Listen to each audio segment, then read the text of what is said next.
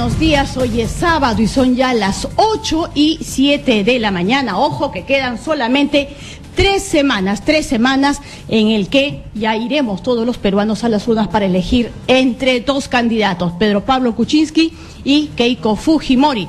Y en las últimas horas, a pesar de todos los llamados por parte del Tribunal de Ética del Jurado Nacional de Elecciones, pues las pullas, los golpes siguen primando en esta campaña. Eso no quita que dejemos de ver algunas de las denuncias que se han estado haciendo, algunas de las acusaciones que se han dado entre estos candidatos, y una, de manera especial, tiene que ver con este apoyo que podría haberse dado de parte del gobierno y puntualmente desde el Ministerio de Defensa al candidato Pedro Pablo Kuczynski. Y esto tiene que ver con los permisos y el uso de combustible en calidad de prestado, como ha quedado clarísimo de parte de los dos grupos desde la base de Pichari. ¿Qué es lo que pasó ahí? Pues bueno, cuando la candidata Fujimori, a través de su partido, solicita permiso para poder ingresar, que la nave que la lleva pueda ingresar a Pichari, estacionarse, bueno, aterrizar y pedir prestado una cantidad de combustible, pues simplemente jamás le contestaron. Cosa distinta habría ocurrido con el candidato Pedro Pablo Kuczynski, según ha dado a conocer ayer el señor José Klimper de Fuerza Popular, un tema que por supuesto tiene que aclararse, porque la respuesta de Juan Cheput de medias verdades no han terminado de convencer. Aquí lo que se quiere simplemente es transparencia y, sobre todo, que la gente del Ejecutivo no tenga que estar siendo parte de esta campaña. En medio, pues, de 2 candidatos no tiene absolutamente nada que hacer y a veces, lejos de sumar, lo que termina es restando. Bueno, otro hecho político importante en la región, en Latinoamérica, tiene que ver con lo ocurrido en Brasil, respecto a lo ocurrido este jueves, en el que finalmente desde el Senado de ese país prácticamente se votó, se dio luz verde para el inicio de lo que muchos llaman el impeachment, o lo que podría ser este proceso de destitución de la presidenta Dilma Rousseff. Y lo que queremos saber, por supuesto, es un poco, pues, primero, ¿qué fue exactamente lo que pasó allá? ¿Cómo conciliar este hecho con todas estas denuncias de corrupción que vienen ocurriendo en Brasil? Pero además también, ¿cómo va a terminar tarde o temprano, pues, afectándonos? Estamos hablando, pues, del gigante, del más grande de estos países, de las repúblicas en Latinoamérica, y muchas veces se dice, pues, que cuando allá hay gripe, acá estornudamos. Entonces, en general en la región. Bueno, pues vamos a hablar precisamente sobre este tema con Óscar Vidarte, analista internacional. ¿Qué tal, Óscar? ¿Cómo estás? Buenos días, bienvenido. Buenos días, Rosana, un placer. A ver, aquí hay 2 versiones respecto a lo ocurrido. Por un lado, pues se habla de un golpe de Estado, ¿no? De parte, por supuesto, de los cercanos a Dilma Rousseff, y desde el otro lado, pues, de un proceso impecable que ha cumplido con todos los procesos. Eso sí es cierto, o sea, digamos que se han cumplido los pasos formales, se han dado. Lo que no deja de llamar la atención es el motivo por el cual ella está siendo llevada a este proceso, ¿no? O sea, en medio de todas estas denuncias de Lavallato, pues muchos probablemente en sus cabezas digan, bueno, con toda esta corrupción, ¿por qué no? Pero no es por eso que ella está en este impeachment. A ver, formalmente el proceso, pues, la misma Tribunal Supremo de Justicia ya lo ha dicho que no hay ningún inconveniente. Hay algunas cosas menores que el oficialismo o el exoficialismo, pues, reclamó, algunos mecanismos de presión existentes. Sin embargo, eso, pues, no genera ningún tipo de cuestionamiento del proceso. Sin embargo, el tema de fondo es finalmente por qué se le acusa a Dilma Rousseff. Y la Constitución brasileña habla de algo que se denomina crimen de responsabilidad.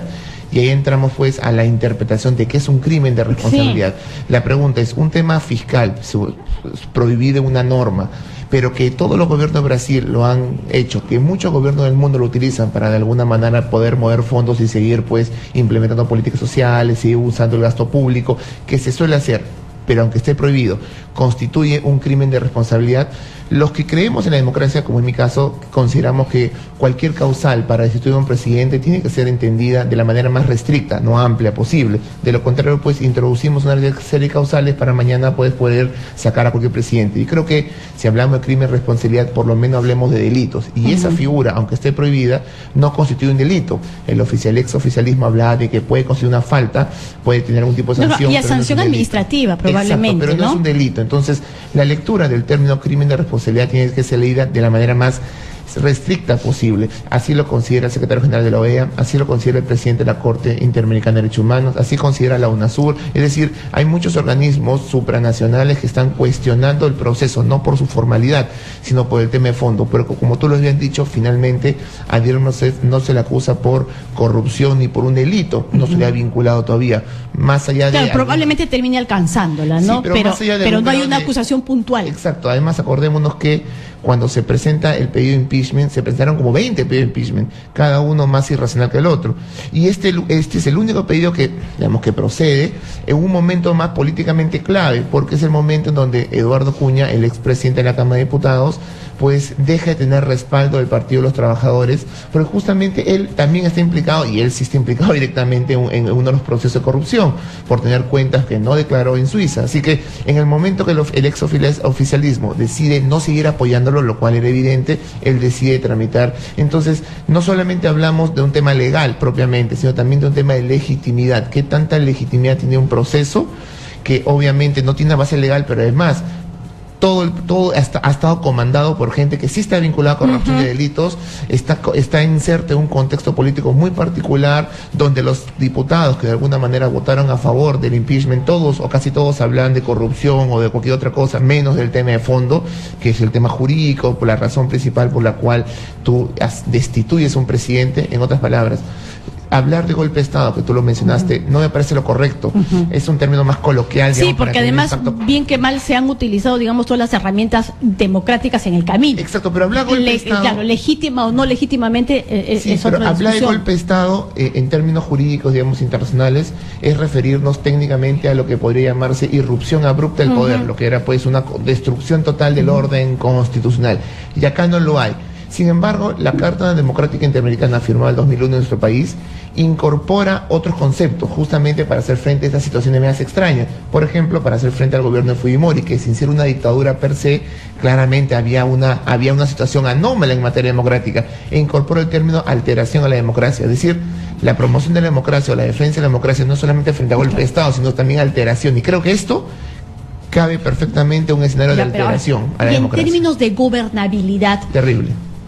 A ver, cuéntanos un poco, porque digamos, si estás tan rodeada, tan casi inundada, ¿no es cierto?, de tantas denuncias de corrupción que te copan, esta podría ser una salida, de repente no la más legítima, pero sí una que va a contribuir a dar un respiro a este país. Yo creo que acá hay dos cosas. Por un lado, hay que reconocer que la situación a la cual hemos llegado, pues hay una responsabilidad directa del gobierno de turno, es decir, hay una crisis política. No, y del partido. Una crisis, del gobierno de turno, el PT, hay una crisis económica, una crisis política, hay un escenario que no han podido hacer frente, digamos, a pesar de que en algún momento, el gobierno se mostró muy abierto de investigar estos casos de corrupción. Acordémonos que dentro del gobierno del PT se ha sancionado a ex primer ministros, a ministros, es decir, sí, yo creo pero también se trató de darle la manito a Lula, ¿no? Exacto, pero ya en las últimas semanas, ya esto ha sido como está siendo empañado con mecanismos de obstrucción a la justicia. Sí, por eso decía un comienzo, digamos, se dio mucha apertura. Sin embargo, a pesar de todo lo que he dicho, hay pues claramente un problema, una responsabilidad directa en el gobierno.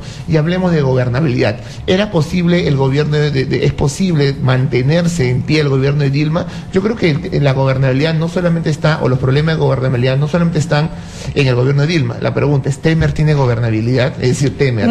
Claro, este sucesor que también, él sí tiene casos muy puntuales de denuncias de corrupción fortísimas. Tiene otro tipo de denuncias por lo cual está siendo investigado. Inclusive, si buscamos legitimidad del gobernante, tiene menos apoyo que Dilma Rousseff. Dentro de la oposición, pues también hay diferencias, porque Temer trataría de quedarse los 2 años que faltan de gobierno, y en la oposición, por lo menos un sector de ellos, está pensando en elecciones. Entonces, miremos la composición de su gobierno. Lo primero que han criticado es todos hombres, todos blancos, ninguna mujer. ¿Qué representación del Brasil es eso? Es decir, si tú querías generar un gobierno de unidad y representar a los brasileños que reclaman, bueno, no lo estás representando. Bueno, entonces, en ese sentido, ¿qué crees? Que en el caso que ya ahora que Temer ha sucedido, en este caso interinamente, ¿no?, va a, digamos, calentar aún más las plazas. Yo creo que la situación, no sé si aún más, pero yo creo que la situación de Brasil va a seguir siendo bastante complicada en los próximos meses, por muchas razones. En primer lugar, pues el PT, ya lo demostró ayer, va a salir a la calle. El PT tiene capacidad de movilización, tiene sectores sociales que todavía apoyan al PT, y creo que van a poder salir a la calle y van a comenzar a reclamar. 2, va a haber una presión. Van a empezar a reclamar qué cosa, que restituyan. Exacto, contra el nuevo gobierno. Dos, el nuevo gobierno ya ha dicho que va a implementar políticas que reduzcan el gasto fiscal, es decir, bastante conservadoras. Y eso obviamente va a implicar la reducción del subsidio, y eso va a llevar nuevamente a alimentar esa protesta social. Protesta social que, por ejemplo, ya lo comenzó a hacer en Argentina. Y si alguien piensa que esas reformas van a causar efecto inmediato en Brasil en los próximos 4 o 5 meses, en tanto se decide en impeachment, pues estoy seguro que no va a haber ningún efecto. No lo vamos a hacer tangible el efecto de las reformas en Brasil. Así que la calle va a estar alimentada por unas políticas conservadoras de reducción de subsidios que van a movilizar aún más la calle. Las diferencias dentro de la oposición. Y además, yo creo que la presión internacional, porque creo que va a comenzar pues el PT a articular mecanismos mayores de presión internacional, yo creo que todo ese escenario va a ser un escenario muy conflictivo para Temer de cara a lo que va a ser pues la resolución del impeachment. Ahora, seamos sinceros, muchos ya dan por muerta a Dilma, pero creo que dos cosas adicionales. Uno, así para ti, ¿no? Vamos, la votación en el Senado ha sido de 55 votos 22, y para destituirla se requieren 54. La pregunta es, el PT con su capacidad de maniobra política en un escenario político como el brasileño, pero tan inestable, donde se compra, no es fácil comprar un voto o dos, no se podría dar la vuelta en el escenario que se produzca en los próximos 6 meses. O sea, yo no digo que vaya a salvarse, pero tampoco soy de los que afirman que ya está condenada y ya la doy por muerta, a eso voy. Porque 55 votos, bueno, se podrían cambiar 3, 4 votos. Yo creo que tiene la capacidad el PT de hacerlo. Sí, pues, pero dadas las, digamos, porque a esto hay que sumar todo lo que es Operación Lavallato. Y bueno, y todas las que acompañan también Lavallato y otras más que tienen que ver con todos estos destapes de corrupción, realmente, como dirían, mega corrupción. Y también de la estratégica suma Dilma Rousseff. Pues yo estoy convencido que, por ejemplo, una manera de lograr gobernabilidad desde el punto de vista del PT, y ya Dilma Rousseff lo ha estado insinuando en las últimas declaraciones antes de ser suspendida, y es: ¿qué pasaría si Dilma Rousseff asume un papel de, está bien, yo restituyo, no me destituyen y llamo a elecciones rápidamente en el Brasil? Exitosa. ¿Por qué? Pero cabe esa posibilidad, Sí, pero si claro. en este momento ya te han dicho, ándate a tu casita 180 días, ¿ya? Y tú quédate ahí quietecita, digamos, en síntesis es eso. Ella puede tener desde ese lugar la iniciativa de... Pero puede comenzar a negociar para conseguir votos de cara a lo que puede ser el escenario post 180 días. Y en este otro nuevo escenario, pues quien está con muchas ganas de salir a correr de nuevo es Lula.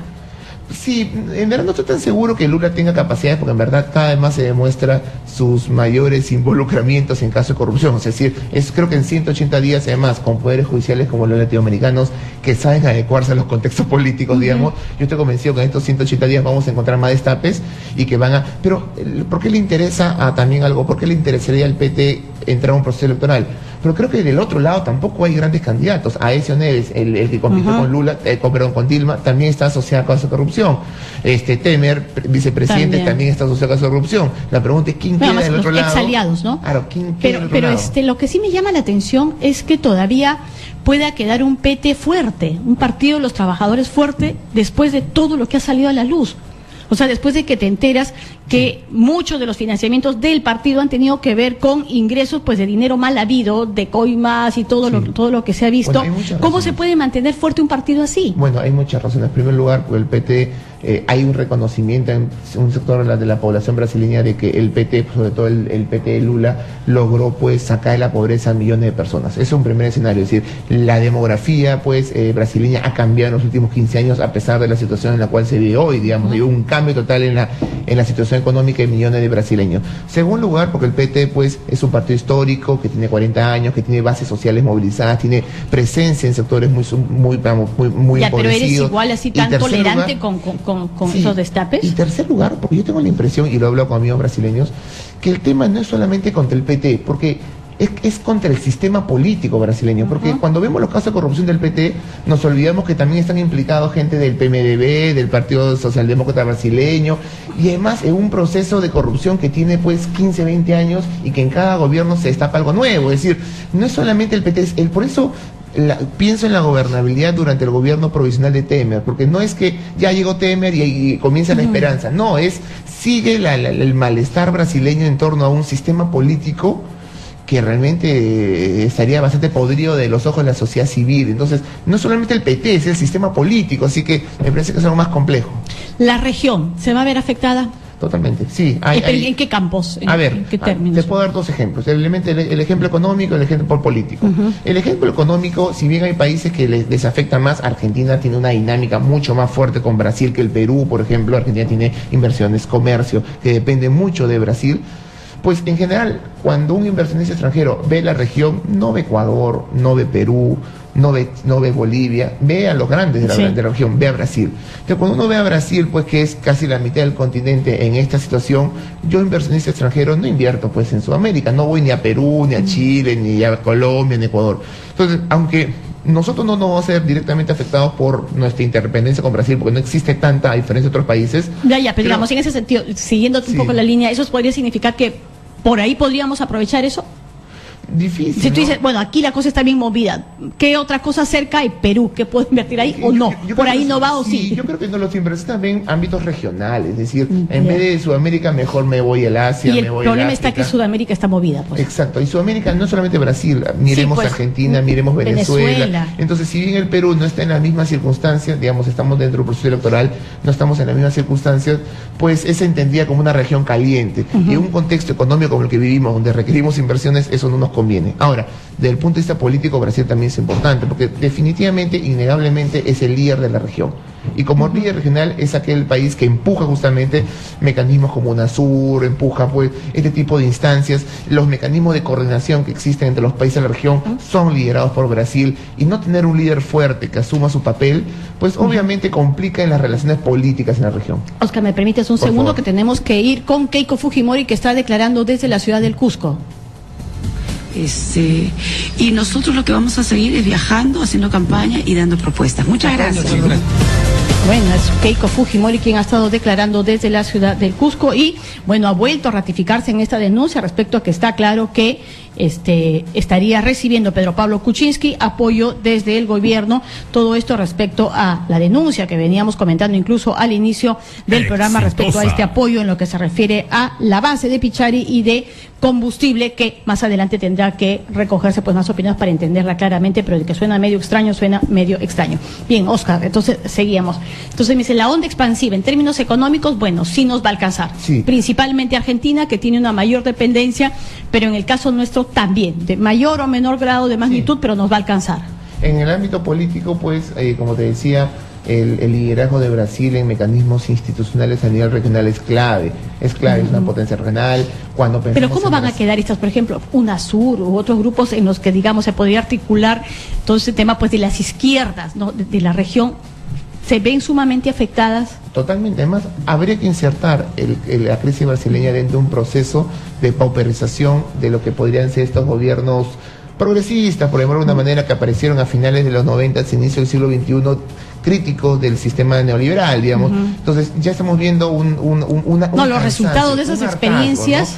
¿no? Resultados que son disímiles, ¿no? Disímiles porque el resultado boliviano no es el mismo resultado venezolano, no es lo mismo el ecuatoriano, el argentino. Además, algunas veces lo generalizamos como si fueran lo mismo, y la verdad es que cada experiencia es distinta, tiene sus matices, digamos. Bolivia ha logrado construir pues relaciones con los empresarios, con los empresarios. Y además el crecimiento económico, pero digamos igual, ¿no? Con deficiencias también fuertes por otro lado. Tenemos experiencias distintas, digamos. No es fácil generalizar. En el caso brasileño, hasta hace 4 años, pues lo elogiamos como el ejemplo a seguir. No, y en programas sociales. Exacto. Entonces, yo creo que hay un proceso de pauperización de este proceso, de este proceso. Hay un proceso de hartazgo en la población, de un proceso que quiere ser renovado, y creo que no han sabido renovar pues este liderazgo. Así que cuando uno piensa en UNASUR, yo pienso pues en un mecanismo que seguramente se ha debilitado, no solamente por el debilitamiento de la propia izquierda o estos sectores progresistas, sino fundamentalmente por el papel que juega Brasil. De UNASUR no escuchamos mucho en los últimos 2-3 años, porque Brasil pues tiene otras prioridades a nivel interna que están opacando sus prioridades internacionales. Por ejemplo, Dilma Rousseff creo que en los últimos meses no ha viajado al exterior, salvo la cumbre de Nueva York hace un par de semanas. Y que para muchos era un poco ir y pedir apoyo. Exacto, pero había cancelado toda su agenda internacional. ¿Y por qué? Porque obviamente tenía prioridades internas, y eso, tratándose de Brasil, pues afecta ciertos mecanismos en donde finalmente el Perú también participa.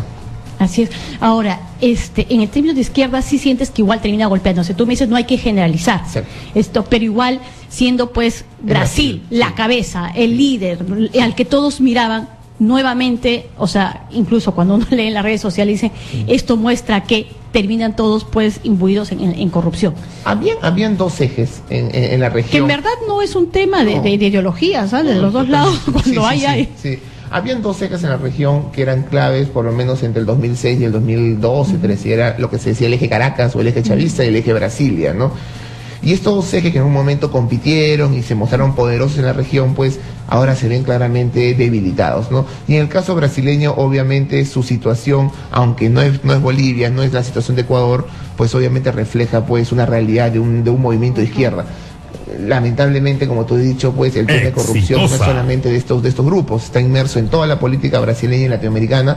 Sin embargo, hoy lo vemos asociado a gobiernos como el Kirchner, que también tiene graves acusaciones, el de Maduro, que tiene más vínculos con narcotráfico, el de Brasil, lo cual pues un poco le brinda algo de descrédito a este tipo de movimientos que se han generado en la región. El futuro de Venezuela, sí, cambiándote completamente de tema ahí, geográficamente, bueno, no tanto de tema, pero geográficamente, ¿cómo lo ves? Ya como nos queda poco tiempo y estamos con Óscar Vidarte, analista internacional. Sí, bastante confrontacional, ¿no? Es decir, pero llama la atención que se siga sosteniendo.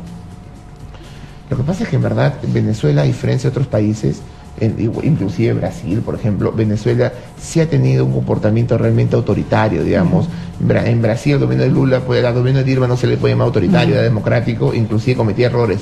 Sin embargo, el gobierno de Maduro sí ha copado todo el aparato del Estado y también las Fuerzas Armadas, tiene un apoyo en el aparato estatal, no es casualidad que sobrevive gracias al Tribunal Supremo de Justicia, al Tribunal Supremo, sobrevive gracias a el ente electoral, y todos caminan. Pero con todo lo que están pasando ahora, con toda esta escasez pues energética de productos alimenticios, ¿cómo se puede sostener? Increíble, pero se puede sostener porque además tiene apoyo no solamente de las Fuerzas Armadas, pero también de sociedad civil organizada, inclusive militarizada, digamos, que el mismo gobierno ha promovido, y a pesar de todo eso tiene programas sociales que hacen que Maduro tenga más de 25% de aprobación. O sea, ya le gustaría un presidente Santos tiene menos de 20%, o sea, en el caso peruano, en el caso brasileño, y Maduro tiene más de 25% de aprobación. Es decir, Maduro podría decir a los demás presidentes latinoamericanos que se quejan de mí si ustedes tienen menos aprobación en la población, y es que todavía mantiene una estructura pues clientelista que le permite tener cierta oposición además también por errores de la oposición que ha tenido graves errores, pero que en todo caso también igual está cambiando, ¿no? Con este recojo de firmas ha sido impresionante la cantidad que está consiguiendo. Particularmente yo no tengo muchas esperanzas de que eso tenga luz verde en un momento. Es decir, si confiamos en el ente electoral venezolano, pues estoy convencido de que esto en algún momento se va a encontrar alguna piedra, una traba para evitar que continúe el proceso. Es decir, yo estoy convencido de eso, entonces lo cual va a ser una demostración más de este enfrentamiento legislativo, ejecutivo, y también va a ser un motivo más para salir a la calle a marchar, y ya sabemos lo que pasa en Venezuela cuando hay manifestaciones, hay muertes, y creo que estamos viendo que como un proceso, lo que se llama el proceso bolivariano, se está pues cada vez más teniendo menos sostén. La pregunta en Venezuela no es tanto en qué momento va a caer, sino qué va a pasar si cae Maduro, porque si la caída de Maduro va a implicar una transición a la democracia, va a implicar que dentro del gobierno los sectores no maduristas, como Cabello, por ejemplo, mucho más militaristas, asuman un papel mucho más autoritario, haya mayor nivel de represión. Es decir, el problema no es si va a caer, yo creo que va a terminar cayendo un momento, el problema es qué va a pasar cuando caiga. Uy, ya, no, bueno, lo que pasa es que muchos pensamos que inmediatamente que caiga ya la oposición es que va a tomar las riendas del país, pero esa foto no es segura. Exacto. Bien, muchísimas gracias por haber estado con nosotros esta mañana. Ha sido Óscar Vidarte, analista internacional, para que podamos entender un poco todo lo que está pasando además en los países vecinos y sobre todo, como decíamos, las consecuencias que tarde o temprano podrían estar alcanzándonos a raíz de todo lo que viene ocurriendo en Brasil. Bien, momento de hacer una pausa en el programa cuando son las 8:30 y al regresar el tema de seguridad ciudadana con todo este desborde que estamos viviendo, que estamos padeciendo los peruanos con tantas balaceras, con tantas muertes. Conversaremos al respecto con el general Guillermo Arteta, exdirector de la Policía Nacional, y el general Daniel Urresti, exministro del Interior. Ya regresamos.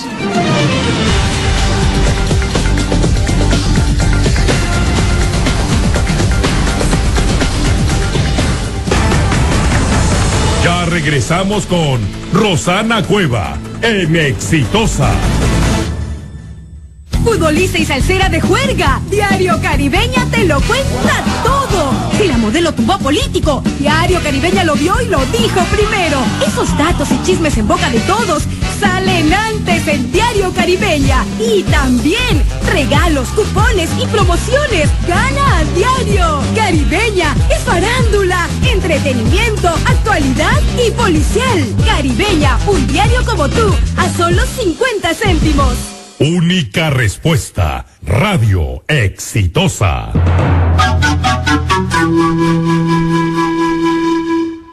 Radio Exitosa, en Lima, 95.5. El microinformativo de Exitosa.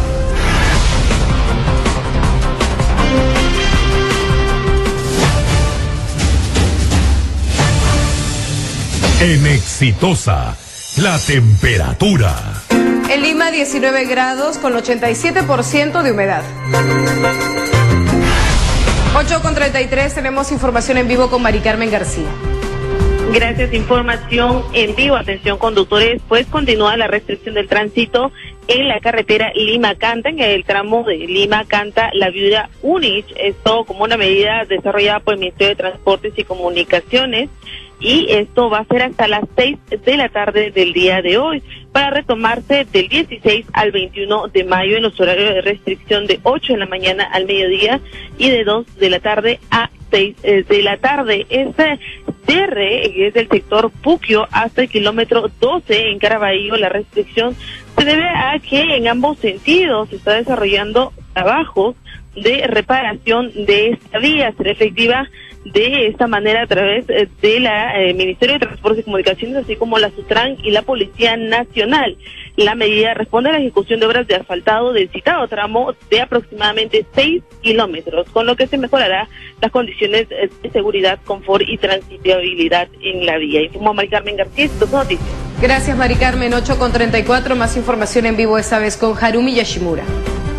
¿Qué tal? Buenos días. Información en vivo. Esta mañana el Hospital de Solidaridad Salud realizará una campaña médica para prevenir la hipertensión arterial en nuestra población. Este servicio se va a realizar este sábado 14, martes de 17 de mayo en las sedes de Solidaridad Salud de Turquillo, Camaná, en el centro de Lima, y ambos días el público en general podrá acceder a paquetes de servicios médicos con descuentos especiales que incluyen consulta, perfil lípido y también además el del examen de glucosa y la toma de presión arterial, y todos serán a precios accesibles. Estos exámenes van a servir para que los pacientes puedan descartar cualquier tipo de enfermedades cardiovasculares generadas por la hipertensión arterial y que el cual puedan seguir el tratamiento adecuado ante ello. Vamos a retornar más adelante para eventuales declaraciones en esta sede de Camaná. Informó Harumi Yashimura, Exitosa Noticias.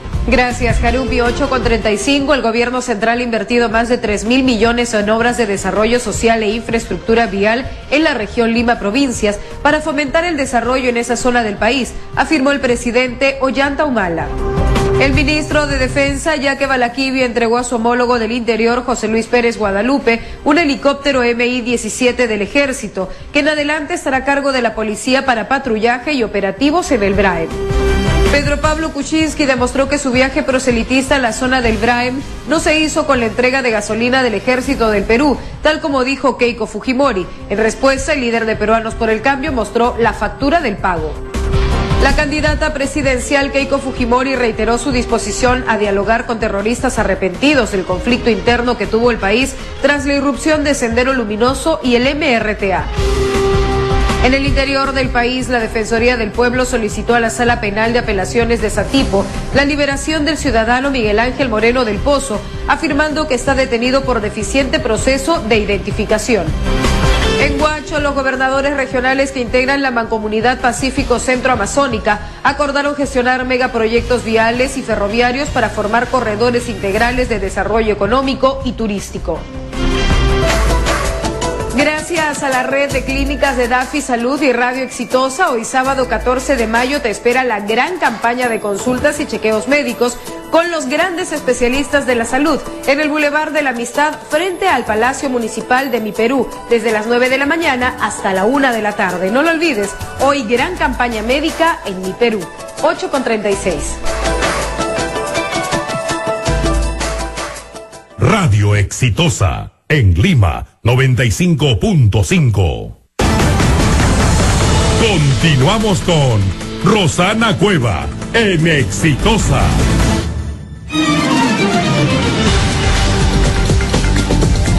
Bien, cuando son ya las 8:37, pues vamos con un tema sumamente importante y del que, valgan verdades, no estamos escuchando lo suficiente por parte de los equipos que están asesorando a los candidatos presidenciales, y es un poco las maneras, sobre todo las acciones puntuales que se tendrían que tomar en los próximos 90 días, 120 días, para frenar la ola de violencia y de violencia delincuencial que estamos viviendo los peruanos. Lo que hemos visto en los últimos días, estos asaltos a los estudiantes universitarios que simplemente porque se resisten, porque además es un tema que tiene que ver pues con una reacción humana, ¿no? De primer momento pues sostienes un poco más tu bolso, tu celular e inmediatamente un balazo en la frente, en la cara, y caes muerto por un celular o por tu mochila, o lo que hemos visto ayer en la calle Capón, que realmente ya es de terror y que puede estar ocurriendo en cualquier distrito de Lima. Y lo que muchos nos preguntamos es, bueno, ¿cómo frenar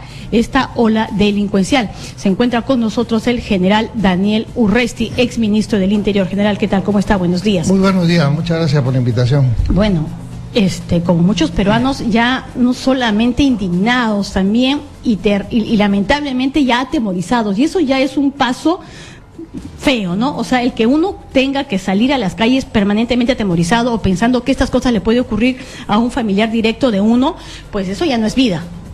Sí, efectivamente, y lo que deben entender a todas aquellas personas que no han sido asaltadas en alguna oportunidad es que ante este acto de violencia en el que te arrebatan tus cosas o te asaltan, te amenazan, la persona, sea hombre o mujer, lo que siente es una impotencia tremenda. Yo creo que se podría comparar un poco con la violación.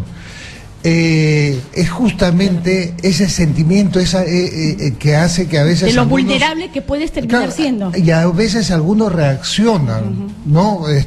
Y lamentablemente, lo que debemos entender, sinceramente, es que el delincuente tiene una escala de valores totalmente diferente a la nuestra. O sea, no va a reaccionar como nosotros creemos que reacciona una persona normal.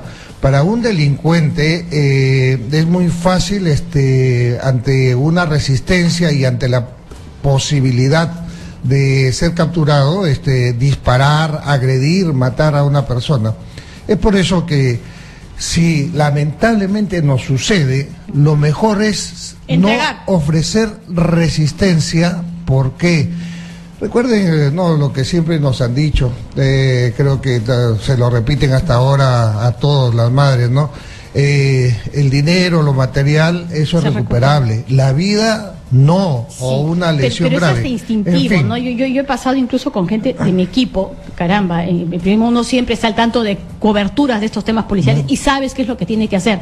Pero hace poquito asaltaron a unos muchachos y también, o sea, instintivamente pues opone resistencia en un primer momento, luego se acordó y dijo, no, suéltalo, pero vamos que toma sus segundos, ¿no? Sí, pero en fin. Pero el tema es cómo hemos llegado a esto, en general, o sea, al punto de que ya hasta tengamos que aceptar que ya hay que soltar nada más la prenda, pero además que con tanta facilidad se mate en las calles por un celular. O sea, eso sí es un extremo al que decimos, ¿cómo hemos llegado a esto? Mira,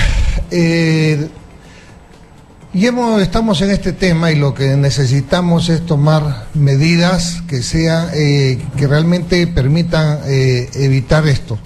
Y muchas veces son pragmáticas. Yo insisto, no se podrá realmente luchar contra la inseguridad ciudadana si no se logra entender claramente que las comisarías no pueden ser la célula básica de la policía.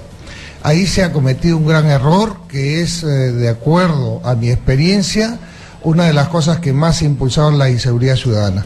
¿A qué voy? Hagamos un paralelo con lo que es la descentralización.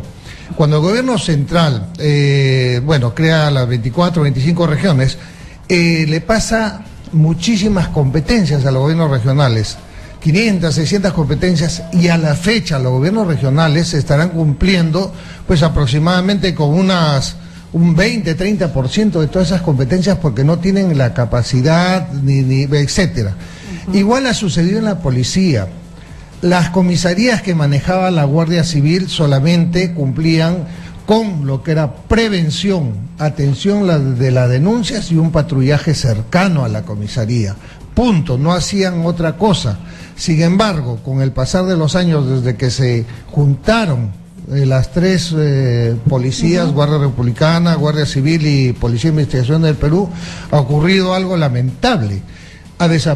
Comenzó a desaparecer la especialización. De 18.000 detectives que teníamos, pues cuando yo llegué a ser ministro del Interior encontré solamente 4.500. Este gobierno debe estar entregando unos 10.000 detectives, pero todavía es insuficiente.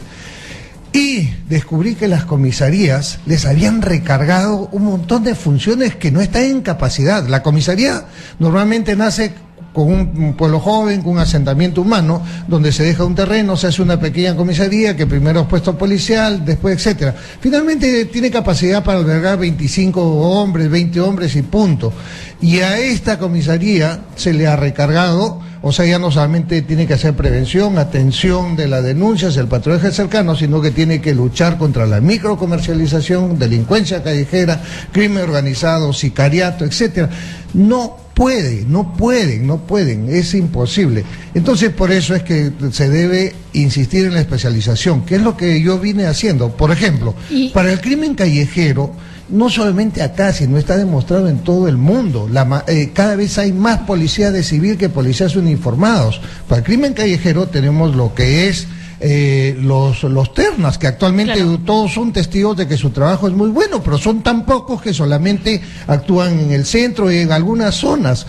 Cada sitio debería tener su departamento de ternas. Otra cosa que es muy importante con respecto a esto de los cambistas que ha sucedido, ha sido en motos. Como el crimen va mutando y van buscando nuevas formas, donde sea fácil, donde no haya mucho cuidado, es que también la policía va cambiando y se crea el escuadrón de los halcones, que en realidad eran cazamotos y que daban protección a los bancos y a los cambistas. Estos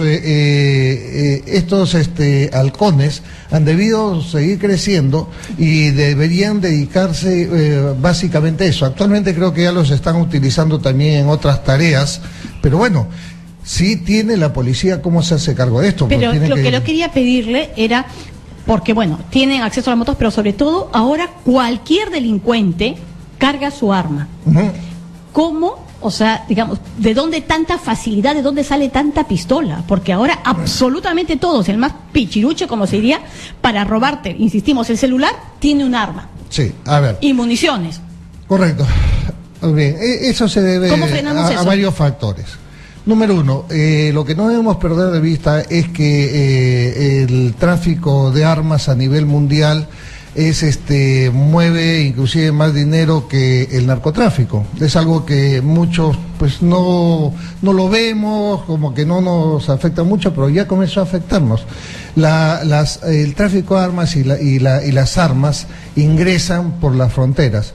Ahora, nuestro país pues tiene una frontera porosa, tenemos particularmente en las zonas donde el altiplano, con Bolivia, en Colombia por la selva, es difícil el control del ingreso y salida, o sea, es difícil controlar, y por ahí es que ingresa muchísimo armamento.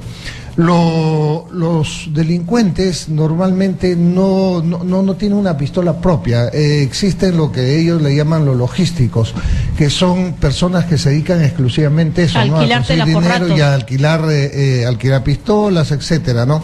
O venderlas.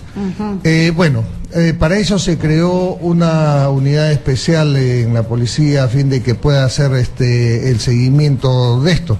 Y están trabajando, pero cada vez es mayor.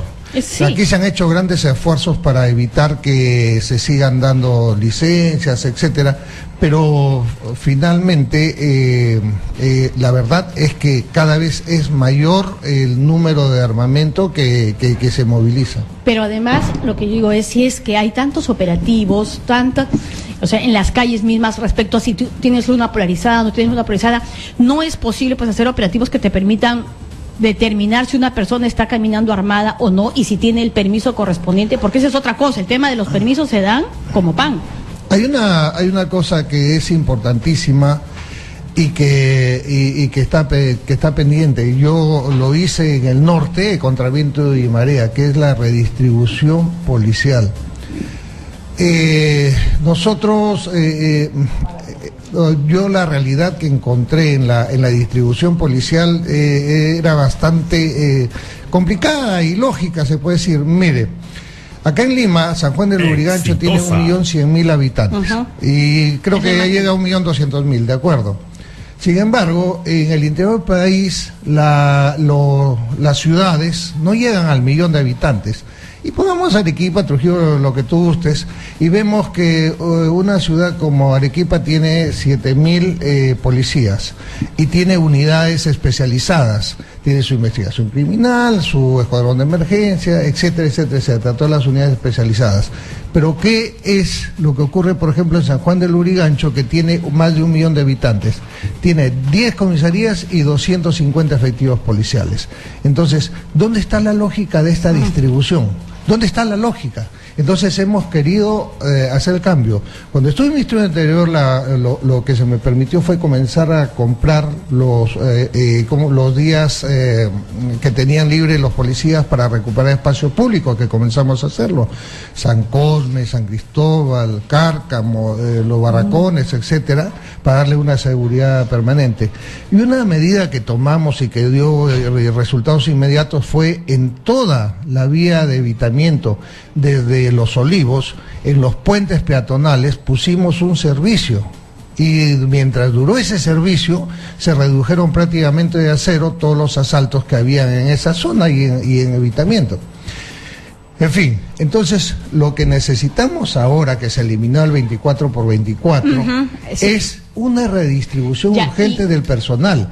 Acá en Lima, que tiene más de 10 millones de habitantes, no podemos tener una sola unidad especializada. ¿Cuánto ha pasado de que se ha eliminado? ¿Desde enero? Sí. Ya estamos casi 5 meses, ¿no es cierto? Enero, febrero, ¿Se puede hacer una evaluación de eso? Si eso ha sido lo más eficiente, ¿se hace una medida acertada? No, yo siempre he repetido eso cuando yo estaba ministro del Interior.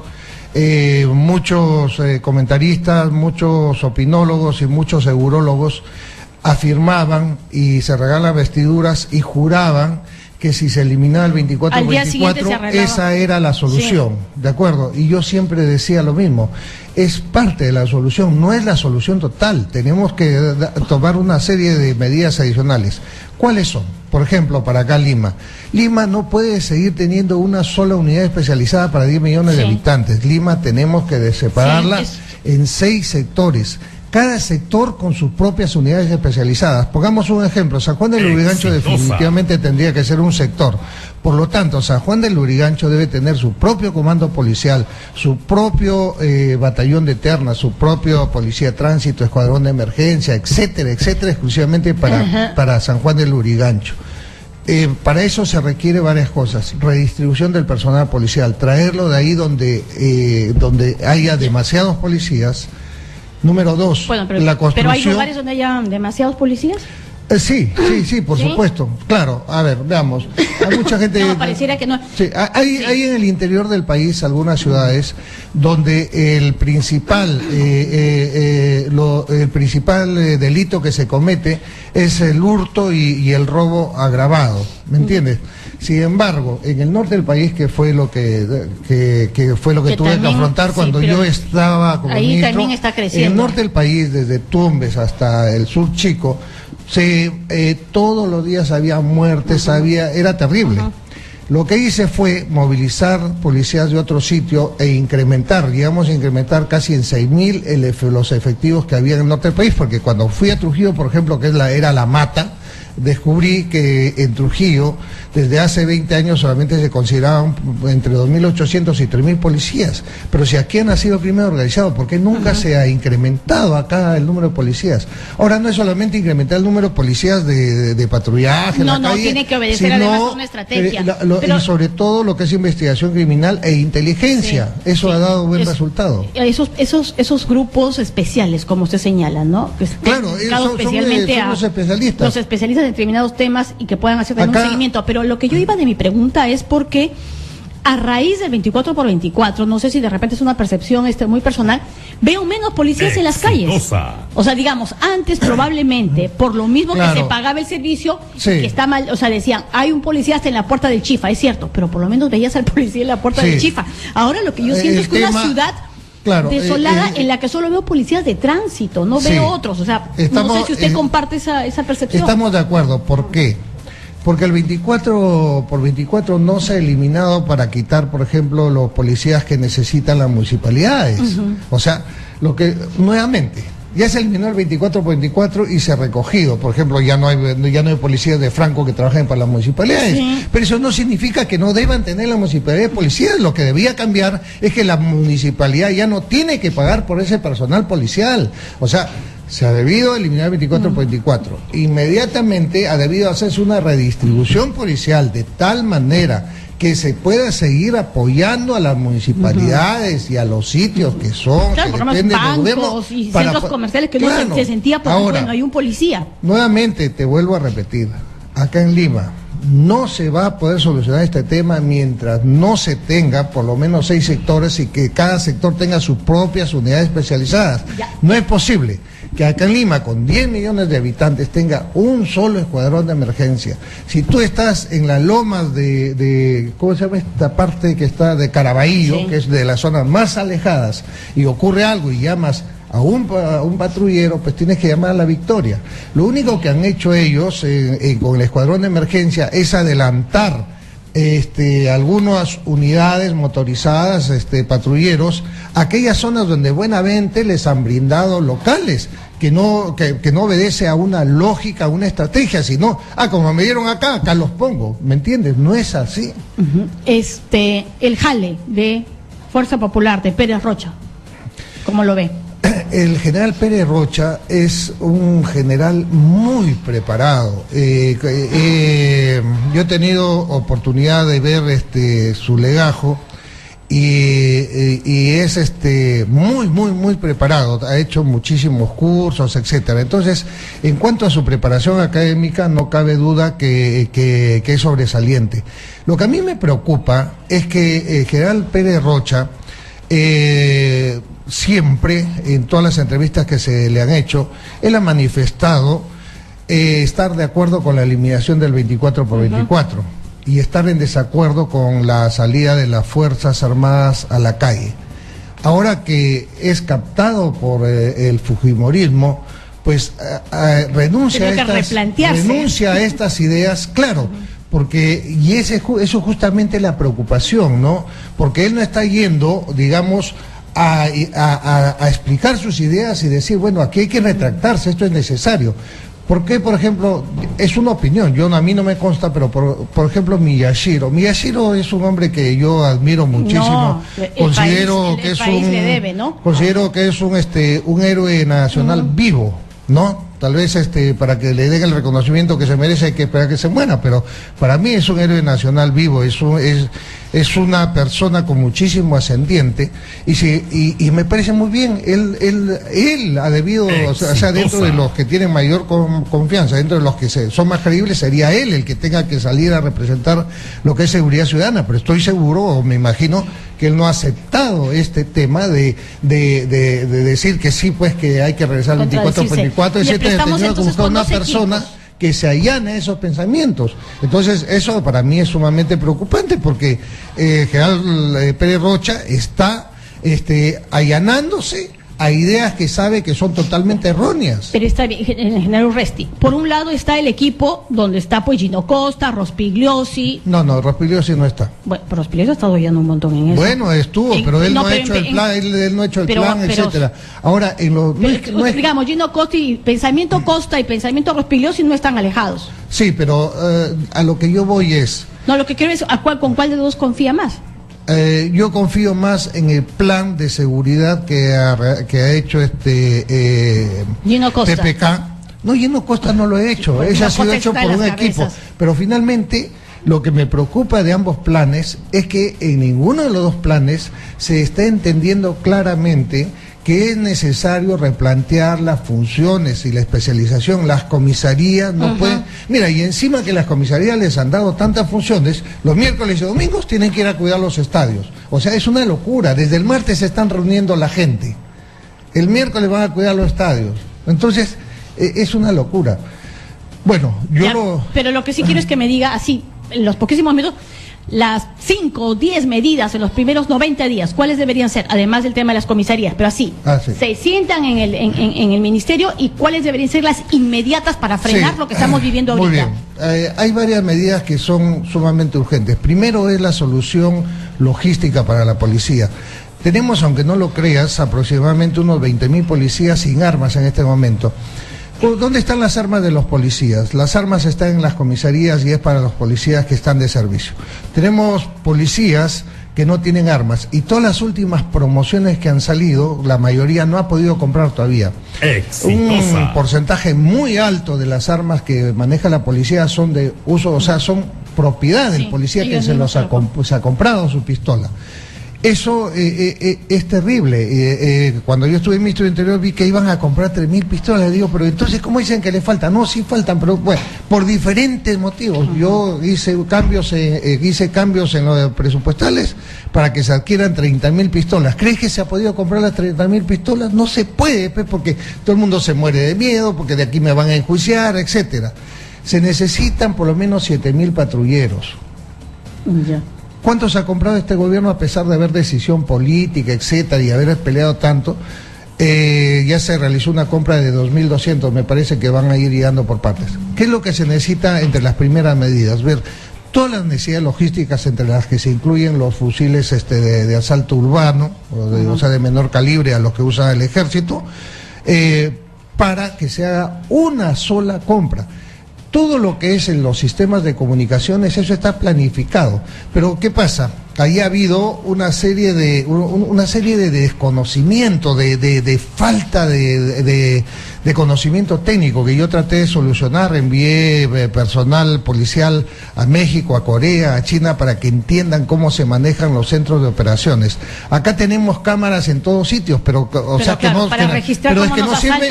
no sirven de nada justamente por eso, porque si yo tengo 200 cámaras, tú te vas a donde están las pantallas y no tienen 200 pantallas, tienen 50, pero todas partidas, o sea, ven todas las cámaras. Así no funciona. Esto funciona de la siguiente manera. Tú puedes tener en la ciudad, si quieres, 5.000 cámaras, 8.000 cámaras. En las pantallas que se ven en el centro de operaciones, solamente se ven aquellas imágenes donde sucede algo anormal, algo que no está previsto.